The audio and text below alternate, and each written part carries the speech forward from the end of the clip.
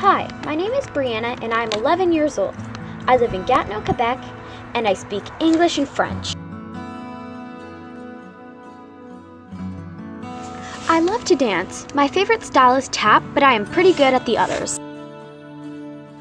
I know I'm wanted and accepted because my family and friends include me in their activities, like birthday parties, trips to the beach, special group chats, and more.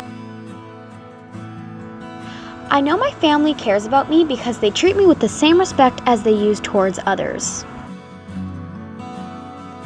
And also, if I had a daughter like me, I would lose my mind. But they're staying strong. I feel safe at my trailer because it's so peaceful and we have a lot with the prettiest view of the lake. Our trailer is in Limoges and it is called Kiddawa Campground. When we first got the trailer, I was 5 years old and I was so excited to start our new adventure. My trailer is special to me because that's the time where I get to play with all the animals and nature. I love catching painted turtles. We even have 2 boats, a kayak and a canoe, but the kayak is better for catching turtles. I feel like I belong at my trailer because everyone is always super excited to see me when I arrive, and they make me feel welcome.